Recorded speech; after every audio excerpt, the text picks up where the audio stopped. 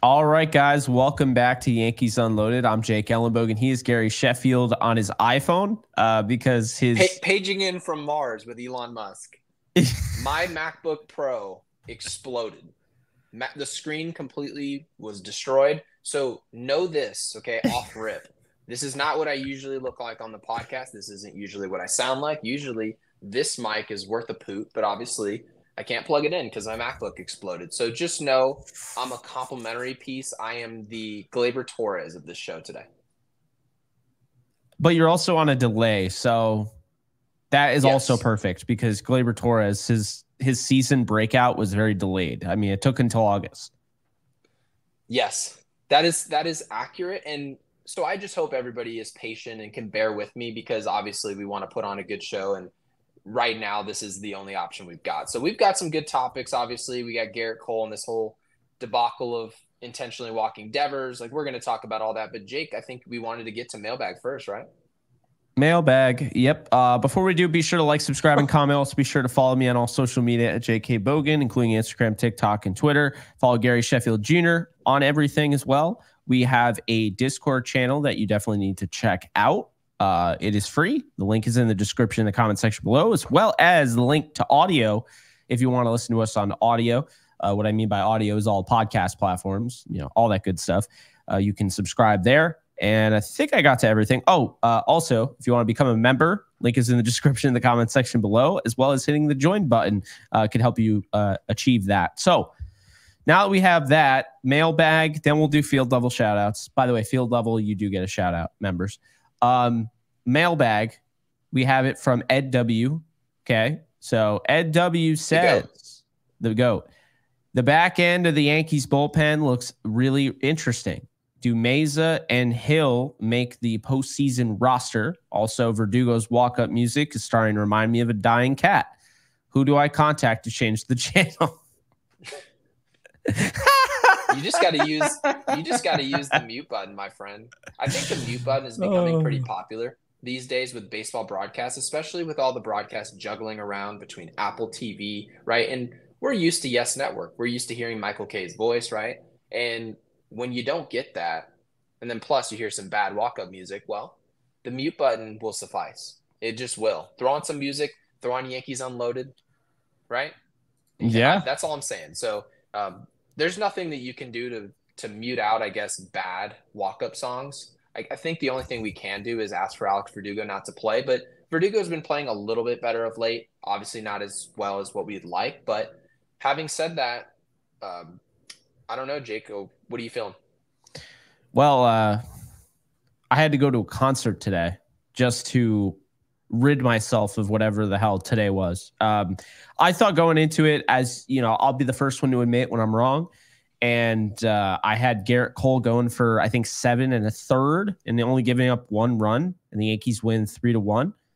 I had Bello going 6 2/3, I think, and he ended up going, or I had him going 6 1/3. He went 5 1/3, I heard 4 it's hits. Bayo. Yeah, I heard it's Bayo, by the way. I didn't know this until today. I guess Oh, you can kind of interesting. assume it, but we went with Bello to be safe. I guess it's Bayo. But yeah, the Yankees, we didn't hit, obviously, and it put a ton of pressure on Gerrit Cole, which when we were making predictions, I know you were a lot more optimistic about this start. I think you mentioned he would go 7 innings and give up 1, I believe. Yeah. And yeah, and that's obviously a very successful start given his history against Boston and given that short-term, I should say long-term history with Rafael Devers. He just flat out does not get Devers out, period. Right. And this is something that he's aware of. That was the storyline coming into this game. Not necessarily what would he do against Yoshida or anybody else on this roster, right? Or even like a Trevor Story. No, it was what happens when Rafi gets into the batter's box. Is he going to take a step back and say, yes, I usually am Gerrit Cole and I step up in these situations and I'm the lion in the Serengeti, right? Or am I going to take a back seat? It seemed like in that moment he took a back seat. And Jake, I just want to say this about that attack from Gerrit Cole. When he has nobody on, right, and you're talking about walking a player as an ace of an organization, it does have a certain message. I think there's always a time and a place to walk a player. I don't want to say that it's always a bad thing if you're an ace to walk a guy. I don't believe that. I just don't. I think there's a reason Aaron Boone, because after the game, he mentioned we talked with Gerrit Cole. We had a game plan. Certain situations, we're going to walk him, right? You've got a base open at first base, similar situations that we've seen from Aaron Judge all year long, right? You can see the situations materialize right before your eyes, and you say they're going to walk him here. And sure enough, they do. But you have nobody on. And to walk Devers there, it sent a message that was very clear to everybody that was at Yankee Stadium, everybody who was watching the game on TV, is that I do not know how to handle this guy. There's nothing I can do with him, and there's no situation where I would go after him. So having said that, I believe what happened with this start today was that Gerrit Cole sent a message that he was weak in that moment, and he lost his confidence. I believe that's why he lost his command, and I think this can be returned, but it's a matter of mentality. You have to have the right guys in your ear to tell you you're still Gerrit Cole. You can still execute pitches against this guy and get him out. But very clearly, that message wasn't sent strong enough from Aaron Boone to get through to Gerrit Cole. Yeah, man, I'm going to be honest with you. This is what we were talking about yesterday. Okay. And we said, they should intentionally walk Devers. Remember that? We did mention that. Yes. So I agreed with it. I think it's kind of a cop-out. I mean, I think that's how people are choosing to use it. I think people are like, oh, okay, the game ended. It didn't go the way I wanted it to, but let's go back at that turning point. There was no turning point because regardless if he intentionally walks him or not, Devers is going to get on, or maybe he's not, and maybe you have 2 outs, but he ends up walking O'Neill. Okay. And when he walks after walking O'Neill, now Devers scores on this next one by Yoshida, but Devers is off the base now. So he only, you know what I mean? Like he's already scored. Abreu singles to right. It's like, for me, I don't like it because I think it's just us going back and, it's like, oh yeah, well, that makes sense because Gerrit Cole sucks against Devers, and we have to understand everything. Sometimes it's okay not to understand everything. And sometimes baseball just happens. And Gary, this is what happened. Okay. Baseball happened. I mean, that's Susan, or that's baseball, Susan, that whole thing. Like that's what that's he's Susan talking baseball. About. Yeah. That's Susan baseball. So, yeah. So realistically, what you're saying, and I think this is a great point brought up by you, is that we can't use this situation because whether you agree or not, we can't scapegoat this situation and say, well, the reason he got shelled by Yoshida, right, and Abreu is because of this situation that happened 2 or 3 at-bats prior. No, after you make a mistake, part of the reason you're the ace is that you can turn it around and execute pitches against the next guy. And then, okay, we wiped that clean. Okay, you hit Devers with a cutter, trying to work inside. I know Boston was really upset with that. But you hit him. Well, you still have to move on and execute pitches against the remaining hitters. And he did at the time. So we didn't make the excuse then. And then all of a sudden, we get to an at-bat where it seemed like Gerrit Cole looked a little weak.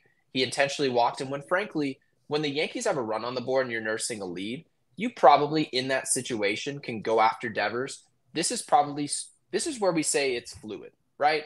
This is something that Boone talked about. If we're talking about a lead, if it's 2-2 in the top of the 7th and Devers comes up to the plate, you have an argument that he can turn the game on its head, but you're talking about a lead. In this situation, it felt like Boone, based on what he said in the post game, is that, hey, we were in the driver's seat in this game. Now's the time to attack this matchup. Yes, it's not favorable for you, but you can't just back off of every challenge that you see. And I totally agree with that. I didn't think about that, Jake. Honestly, I did look at this moment as almost an unlocking for Boston's offense. But let's be honest here.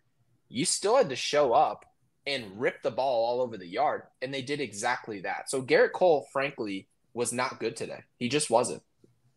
No, I mean, he started off great, those first 3 innings, and in the 4th inning, he does that. And now everyone's like, oh my God, after he walked him intentionally, everything went to shit. But it has to make sense. And I just don't believe that intentionally walking somebody, which, by the way, makes total sense. I agree with it. That's what I was saying he should do last night. And the last thing I'm going to do is be a hypocrite in the next day when they do exactly what I wanted them to do. and then it doesn't work in their favor to blame the entire game on it. So I think Gerrit Cole, somewhere in the middle of what we were just both talking about, is the right answer. I think it leans more towards what you were saying. I mean, clearly he lost his confidence, right? You don't just randomly get shelled like that afterwards. Maybe if you said he hit Devers there in the 4th inning, and then the team picked up the pace after that, and they're like, "Oh, you don't hit our guy," and then they just like, but it was different. I mean, they intentionally walked him. That would be, that would be considered offensive in baseball, essentially. Doing that to Devers, and then Tyler O'Neill comes up saying, "Next batter," and he's an easier one. So that's how I look at it. No, it makes total sense. So would you always walk Devers in that situation? Because obviously, we're not talking about a sample size of 8 or 9 at bats. If that was the case, I think that we can look past this and we would say that this was more of a problem with Gerrit Cole's execution. But very clearly, Rafael Devers annihilates Gerrit Cole. He knows this, right? They both know this. Both dugouts know it. All the broadcasts, all the podcasts, right? We get it. As soon as Devers comes up to the plate, he essentially turns into Barry Bonds against Gerrit Cole. It is what it is. So the question is, Jake, because I actually am very curious of what you think about this. Is it because in that situation, the Yankees were winning, right? There was nobody on base. There was no traffic. There was nothing was happening on the baseball field that you would consider stressful at the time. So would you consider it opportunistic to walk Devers every single time he gets into the batter's box against Cole? Every single time. That is I would do wild, it every time. And the numbers suggest you're right. They do. Yeah, their numbers just they don't make sense, but they do actually, because what it's telling me is that, and I'm sure there's one guy, how, everyone is like, oh yeah, match made in heaven, or like, like the soulmate, right? That's what people call them. Well, I believe there's at least one player for each pitcher that knows them better than anybody for whatever reason. And I think it makes a lot of sense that Rafael Devers knows Gerrit Cole very well and just hammers the crap out of him. And you could make the argument like, oh, well, why doesn't Trevor Story? I mean, why doesn't this guy? Why doesn't that guy? Well, first off, I mean, Devers has been in the league a little bit longer, And so that's the thing is, like, when you look at Devers, this is a guy that's been in the league since 2017. Gerrit Cole hasn't been with the Yankees. I mean, when did he actually become a Yankee? I 2020. I honestly don't even remember. Just because of COVID. Like, COVID just kind of threw me for a loop. Oh, yeah. Yeah, 2020 sounds right. But when people ask, because people will say, well, he's had a lot of at-bats. Because to be exact, Devers has had over 40 at-bats now against Gerrit Cole. There are a lot of players in baseball who have taken over 40 at-bats against Gerrit Cole, in large part in division, right? That's just how that ends up working out. But having said that, you look across baseball, there is no baseball player who has as much success as Devers does. But this is where matchups come into play. That's why we love sports. Some things you just can't answer as to why they happen. For example, in my dad's career, he used to love hitting against Jamie Moyer. And Jamie Moyer played a long time in the big leagues. There was a reason he was there. It's not because he was a good pitcher. So my dad used to he'd go, hey son, can you go check who's pitching today? And then I'd go check, and I'd come back to him and say, it's Jamie Moyer, right? Because there's a doubleheader. And he'd go, thank God. How many players in Major League Baseball saw him on the sheet and said, oh, thank you, Jesus. Thank you, right? He was a good pitcher. But for my dad, for whatever reason, you just see him well. Rafael Devers just sees Gerrit Cole well. It's something that both players understand. And I will say this, to your point, you can make the argument that there's no time ever to pitch to this guy unless really the Yankees are nursing a 3 or 4 run lead with nobody on base. Then you can pitch to him. And you just kind of let him hit up. You know what it actually reminds me of? Do you remember in the World Series where Barry Bonds, it was like 3-1, he had nobody on, and he just hit a homer? And I can't remember who it was in the dugout. It might have been Tim Salmon. And he said, that is the furthest ball I've ever seen hit. But in the moment, the broadcast covered it like, okay, he hit this home run. We just let him, essentially. They didn't want him to hit a home run, but they were like, we'll pitch to Barry Bonds. The worst thing he can do is hit a ball 500 feet and they're still probably going to lose this game. And long and behold, Barry Bonds turns around 96 mile an hour, a 96 mile an hour fastball, hits it 500 feet into the Los Angeles night. That's exactly what happened. So I don't know. I think you're right. I really do. I think it's gotten to this point down the road where there's just too much sample size where you cannot possibly justify pitching to this player. You just can't. So I don't even want to criticize Boone. The only thing I will say that could have been better on Boone's part, because post game he said what bothered Boone here was that he felt he disagreed personally with the decision, right? And if that's the case, your manager needs to be strong enough in the dugout to get what he wants. That has to happen. So I don't have to agree with that decision, but you cannot tell me that something on the field, a decision that was made, a big decision in this game, that you just had no authority in it.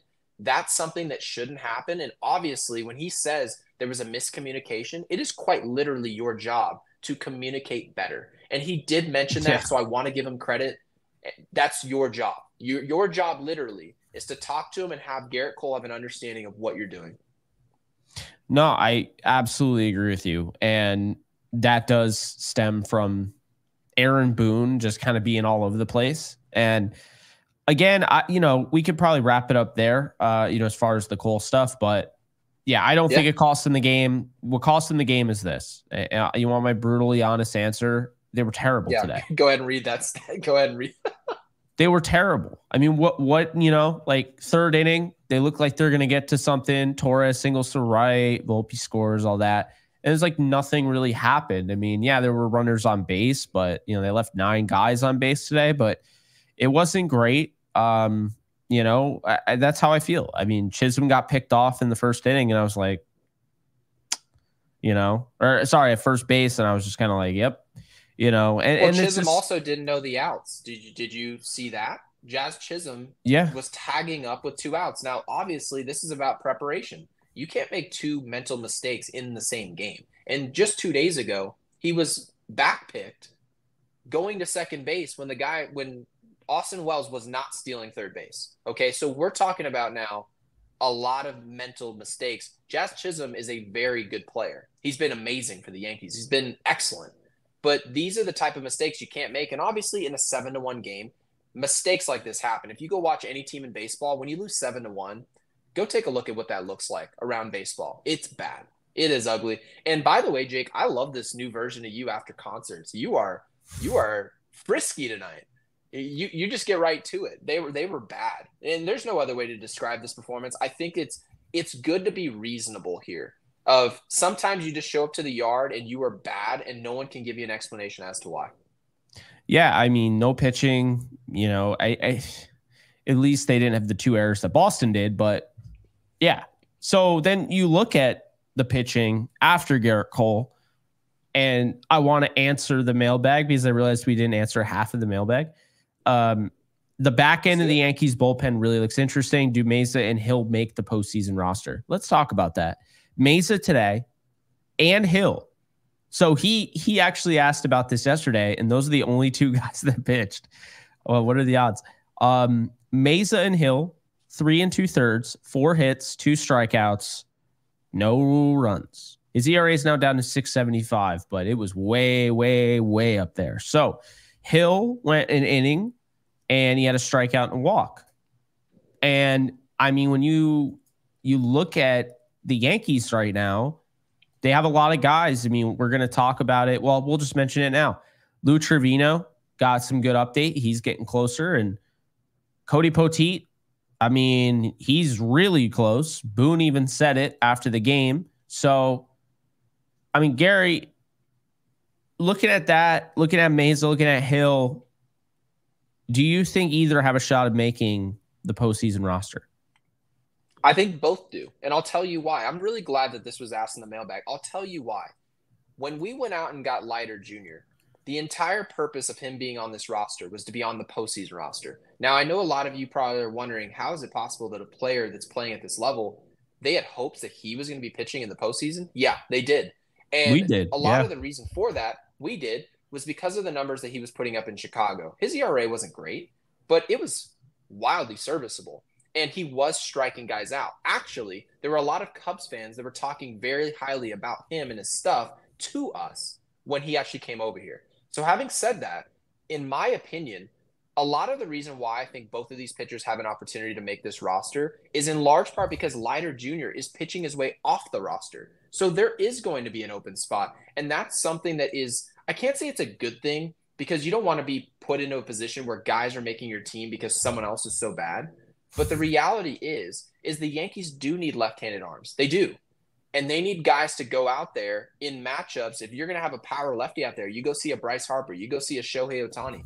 The Yankees need a left-handed arm to be able to throw out at those guys. Freddie Freeman. There are a lot of matchups out there in baseball that maybe it's not opportunistic to put these guys out there, and I don't believe it is, but it's much better than the alternative, which is throwing a Leiter Jr. or somebody else out there that we do not trust. Absolutely agree. I think when it comes down to it, you're going to keep likely 13, 14 max in the bull. Well, you're going to start pitchers, not bullpen starters. I don't even know what I'm saying. Bullpen. No, pitchers. Pitchers. There we go. So all the pitchers, right, on the postseason roster, you're going to look at 13. The max, they're probably going to keep 14. I'd be shocked if they kept 15 because you can only keep 26 players. You have to be able to make sure that you have enough to field, obviously, on the hitting side. So with that said, you have 7 of, say, the 13 guys already accounted for as far as being starters, right? Starting caliber players. I mean, you're talking about Clark Schmidt, you're talking about Stroman, you're talking about Poteet, you're talking about Gerrit Cole, you're talking about Luis Heel and Nestor Cortez, and there's a lot of guys, right? So those guys are locked in. All of them will make the roster, including Cody Poteet. Otherwise, they wouldn't be rushing him back, or they wouldn't be trying to get him back. So there's that. Completely agree. Then you have Luke Weaver, who makes it 8, and you have Jake Cousins, who makes it 9, and then you have Tommy Kahnle, who makes it 10. There's 3 more spots after that. Clay Holmes makes it 11. So now you only have 2 spots, and that's tough. You have to decide between Tim Hill. I mean, I'm looking at it right now. So, here's what you're looking with right now.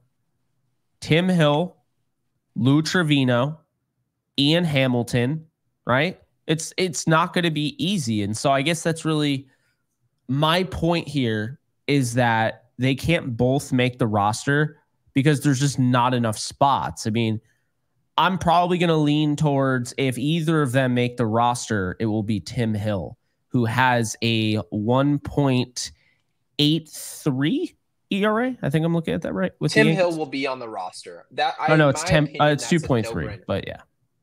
That's a no-brainer. Okay. Yeah. But for Miza, obviously his numbers over the course of the season, macro, they're not great.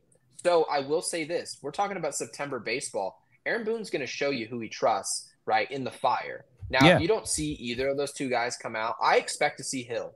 But if you don't see Miza at all in the fire, well, then you kind of understand that they're not going to force him on the roster and force that 14th guy to be on this postseason roster. They may go with an extra position player. So I think there's a chance, because there's a lot of ball game to be played. I know we've got like 14 games left, but that's still a lot, especially when it's high stress situations. We are going to be eyes locked on the field. We are not going to miss a single pitch. Because I know there's not going to be any concerts during the game, so Jake's not missing it. But yeah, I think they have an opportunity. I'm at least paying attention to it. I would say the guy Miza is the guy, right, that very well could be off the roster, and that's okay. Yeah, no, I absolutely agree with that. And I like him, but I like that they stuck by him, but also Trevino they're excited about. And they got some other guys. Efros, we'll see. I think maybe he lost his role. That was kind of weird the way he lost it. He pitched really well, and then we never saw him again. Yeah, that's kind of where I'm at with those guys. Moving on to tomorrow, though, because tomorrow's a new day. You got 1:35 baseball on NFL Sunday. So a lot of you will be watching this, but a lot of you will not be watching this. With that said, I will have it pipped in the corner. Yeah, I'm going to have all my football and my baseball. I got an iPad, plenty of screens, phone. We're good. Cutter Crawford, Carlos Rodon. We'll see who wins. Not doing prediction ever again. I jinxed this. I take full responsibility. 86-63 New York Yankees, 75-74 Red Sox. Baltimore made it back to 2 games because they won today, 4-2 against Detroit. Take care of business. It's that simple. It's right in front of you. But all jokes aside, hopefully the lineup doesn't suck tomorrow. I have kind of a feeling, even though it's a right-handed pitcher, that we might see Trevino. I just feel like that's just the way it's going. Okay. I hope I'm wrong because they need to win tomorrow. They need to win the series. You have to create more length. You have to create more distance between you and the Orioles. That's how I see it. So they have to win tomorrow. Will they win tomorrow? Never doing a prediction again for the Yankees. Yeah, no, if you make predictions for Carlos Rodon at this point, you're a damn fool. We're hopeful. Let's be clear. We're hopeful. Yeah. And we believe in Carlos Rodon, but am I going to say he's exactly consistent? Absolutely not. Right? It's a battle. Every time you don't know who you're getting. So, having said that, I'm moving on to the movie. Go Yankees. Let's go with I think we're going to go with The Lion King. And the reason for it was that the King fell today in Gerrit Cole. He was bad. He just was. And Lion King's a good movie, so that's why we're going with it. So put Lion King in the comment section. If you stuck around this long, I know this is not as long of a show as we normally do, but since I'm Iron Man 1, I'm paging in from a back cave practically with my AirPods. I mean, that's what you're hearing me from is AirPods. And we're not going to go an hour and 20 minutes and make you guys listen to me on Apple's products. They stink. So we appreciate you guys listening, and don't forget to give us some mailbags because we really enjoy the mailbags. We do. And like this video. Oh, you just went right to it then. Yeah, you're welcome. Look at that. Damn. Look at me with the outros. How about that? Do you want me to do it again? Yeah, let's do it. Yeah. Like this video.